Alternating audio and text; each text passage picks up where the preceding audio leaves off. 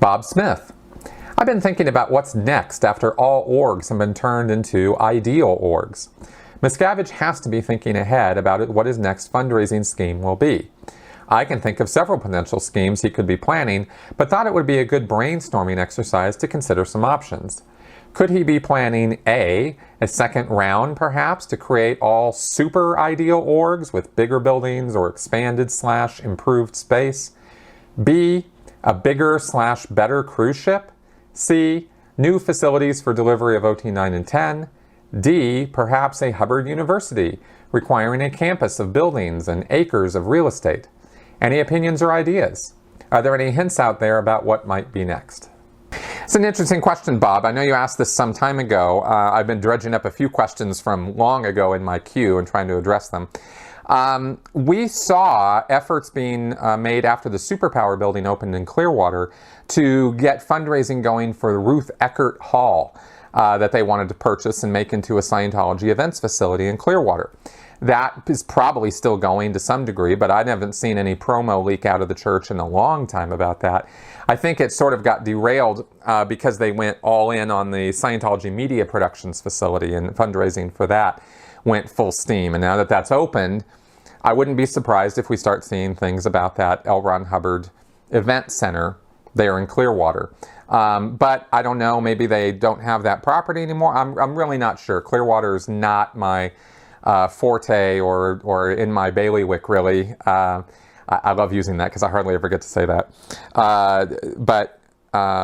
So I don't know what exactly the plans are. They've clearly been purchasing up property in Clearwater or trying to. I know that there was a news story from Tracy McManus just the other day about how they tried to get hold of this lot again, or this parking lot, or this plot of property that they wanted, and they were rejected again by the city.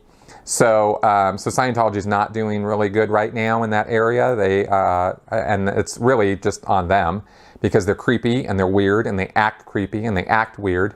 And when they don't get their way, they pick up all their toys and go home and pout and point the finger at the city and at the people in the city and make them all wrong, rather than try to really, honestly, truly work with them.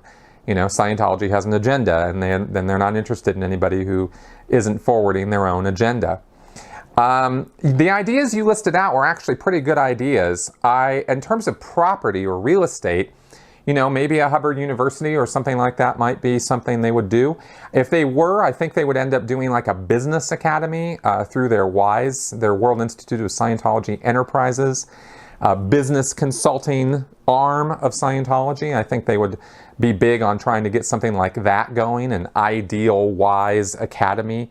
Because the WISE Academy is the training facility for business people, businessmen, who they wrangle in order to learn Hubbard's management systems and techniques.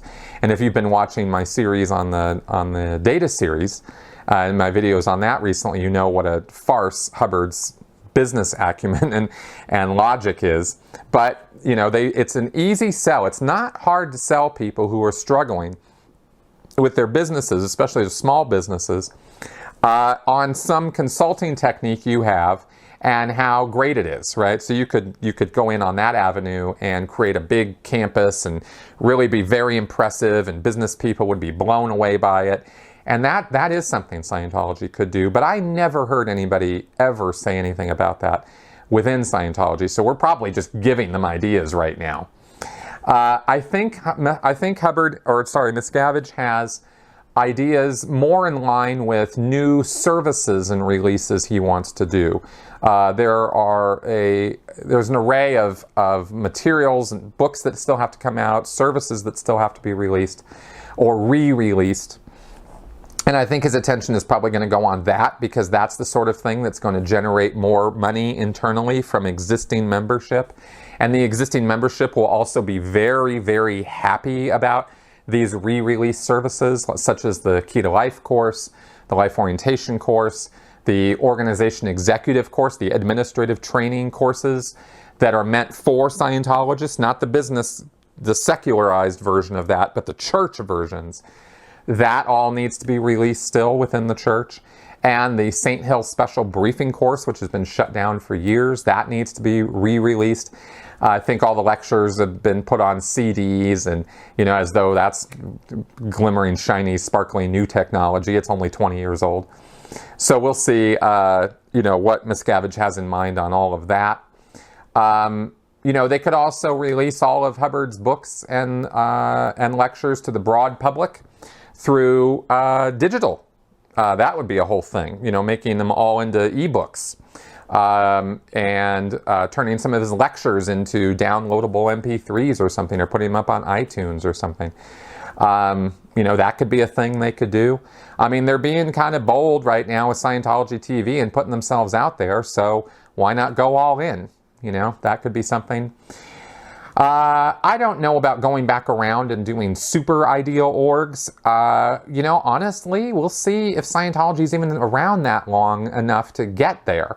Because making all the existing organizations into ideal orgs is, I don't know that that's even halfway done yet.